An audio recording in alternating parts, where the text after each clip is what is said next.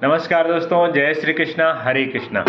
आइए आज भगवत गीता के अध्ययन में आगे बढ़ते हैं। हम लोगों ने अभी तक भगवत गीता के अध्याय 2 के 38वें श्लोक तक चर्चा कर लिया था और 38वें श्लोक तक भगवान श्री कृष्ण ने अर्जुन को सांख्य योग का ज्ञान दिया। सांख्य योग मतलब आत्म तत्व का ज्ञान दिया। अब भगवान श्री कृष्ण जो है आगे अर्जुन को कर्म, निष्काम कर्म के बारे में शिक्षा देंगे और वो हम सबके जीवन में सबसे ज़्यादा इम्पोर्टेंट होने वाला है, क्योंकि हम सभी कर्म करते हैं और जो कर्म, ऐसा कर्म जो कर्म के बंधन से आपको मुक्त करे, वो होता है निष्काम कर्म। और निष्काम कर्म क्या होता है वो हम आगे के श्लोक में जानेंगे। और यहाँ क्योंकि हम सभी लोग कर्म करते हैं और हमें मन माफिक परिणाम नहीं मिलता है, तो हम उससे विचलित हो जाते हैं और अपने आप को टेंशन या स्ट्रेस में रखते हैं, क्योंकि हमने प्रयास किया और उसका हमको परिणाम नहीं मिला। और इसका जो मेन कारण है कि हम कर्म का जो प्रोसेस है उस प्रोसेस पे हम फोकस कम करते हैं। हमारा जो परिणाम होता है उस पे हमारा फोकस ज़्यादा होता है और इसी वजह से जब हमें परिणाम हमारी इच्छा या अपेक्षा के विपरीत आते हैं तो हमको उससे तनाव होता है, टेंशन होती है। तो भगवान श्री कृष्ण वही आगे के श्लोकों में बताएंगे कि किस तरह से कि आप अपना कर्म करो और मन मुताबिक आपको परिणाम ना भी मिले तो आप टेंशन की स्थिति में ना जाएं, क्योंकि अगर आप ईमानदारी से आप अपना कर्म कर रहे हैं, प्रक्रिया को या प्रोसेस को फॉलो कर रहे हैं, तो भी उसमें भी आपका लाभ ही लाभ है। तो आइए देखते हैं उसमें कैसे आपको बेनिफिट मिलता है केवल प्रोसेस फॉलो करने में, अगर परिणाम आपके फेवर में नहीं भी आते हैं तो। और चलिए आगे बढ़ते हैं, देखते हैं भगवद गीता के 39वें श्लोक में भगवान श्री कृष्ण अर्जुन को क्या बोलते हैं।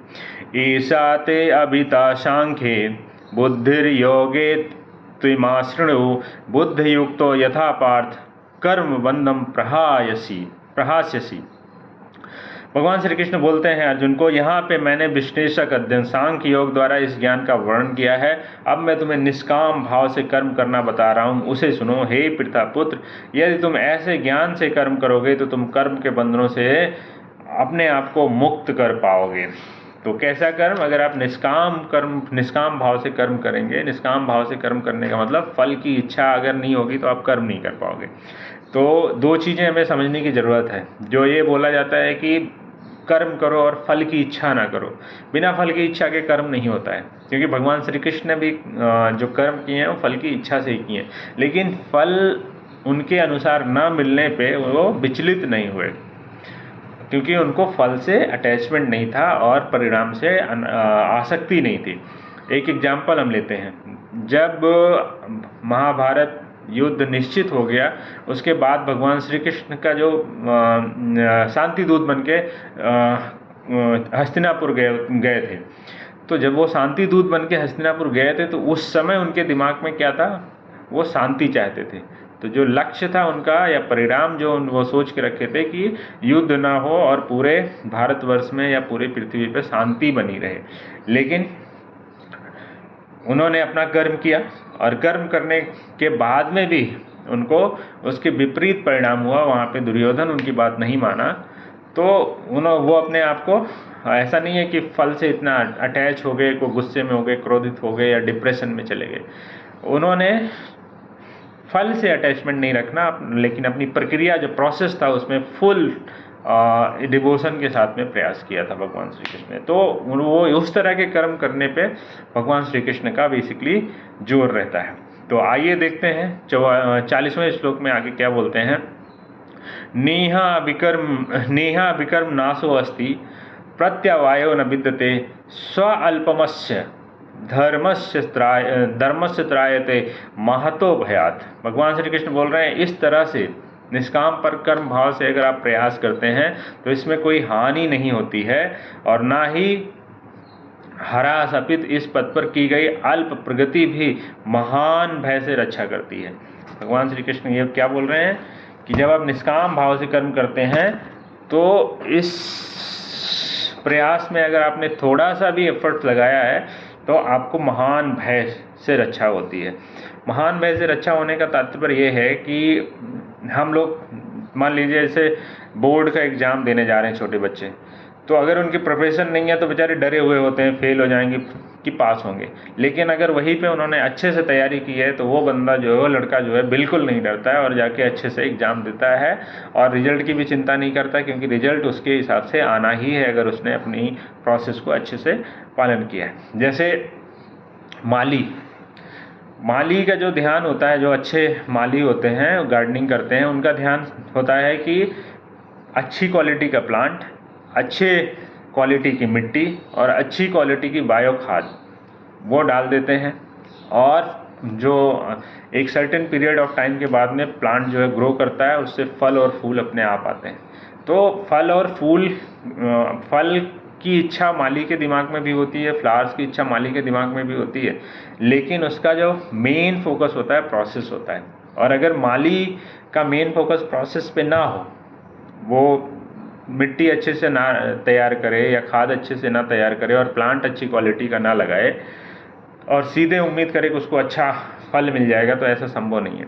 और अगर इसके विपरीत अगर आप ये सारी चीज़ें इंश्योर कर लेते हो, प्रोसेस जो प्रक्रिया है कर्म, तो फिर आपको रिजल्ट आपके अनुसार मिलना ही मिलना है। तो इससे हमें जो लर्निंग्स ये मिलती है आज के 2 श्लोकों से, कि अगर हमारा जो प्रोसेस है अगर हम उसको अच्छे से करते हैं तो हमको बहुत ज़्यादा फल को लेके चिंता करने की ज़रूरत नहीं है, रिजल्ट या कॉन्सिक्वेंसेस को लेके चिंता करने की ज़रूरत नहीं है।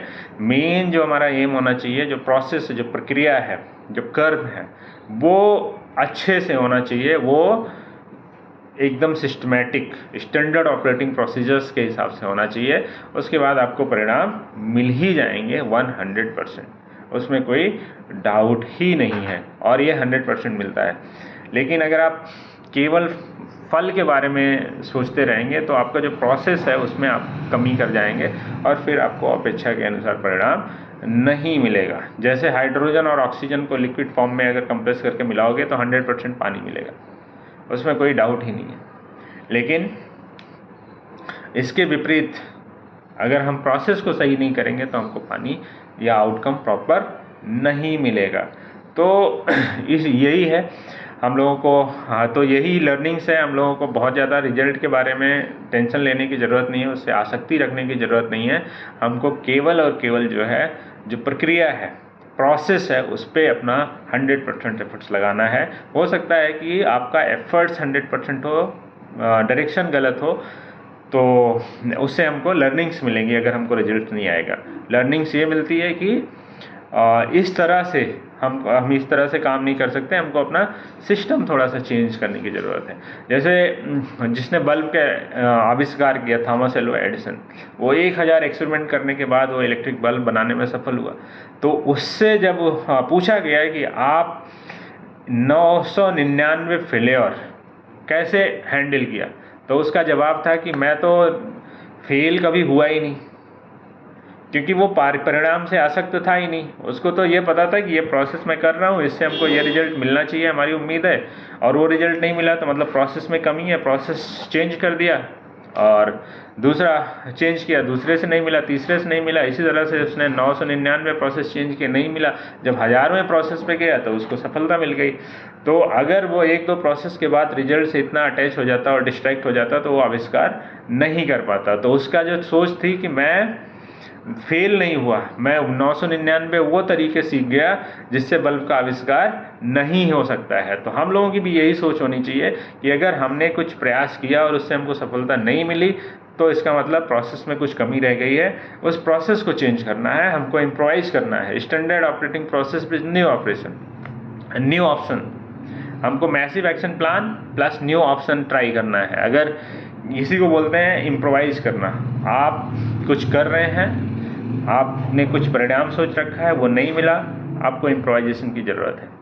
या तो आपने प्रोसेस सही से नहीं किया, या अगर सही से किया तो थोड़ा इम्प्रोवाइजेशन की ज़रूरत है। इम्प्रोवाइज करेंगे तो रिजल्ट आपको मिल जाएगा। तो भगवान श्री कृष्ण यही बोल रहे हैं कि रिजल्ट से आपको बहुत ज़्यादा आसक्ति नहीं रखनी है। प्रोसेस, प्रक्रिया, जो कर्म है, उस पर विशेष रूप से अपना डिवोशन देना 100%, और आपको परिणाम की चिंता नहीं करनी है, परिणाम 100% मिलेगा। लेकिन इसका मतलब ये बिल्कुल नहीं है कि परिणाम को बिना सोचे आपको कर्म करना है। आपको begin with and in mind, आपको एंड रिजल्ट क्या चाहिए उसके हिसाब से आप परिणाम करो, उसके हिसाब से आप कर्म करोगे, तभी आपको मिलेगा। क्योंकि रिजल्ट की क्लैरिटी नहीं है, फिर आप रैंडम में इधर उधर भाग जाओगे। आगे के श्लोकों में हम इस पर भी चर्चा करेंगे, उस पर भी डिटेल में डिस्क्रिप्शन भगवद गीता में दिया गया है। उम्मीद करता हूँ कि आप लोगों को ये वीडियो अच्छा लगे होगा और एंजॉय करिए, मैं भी एंजॉय कर रहा हूँ। थैंक यू वेरी मच, धन्यवाद।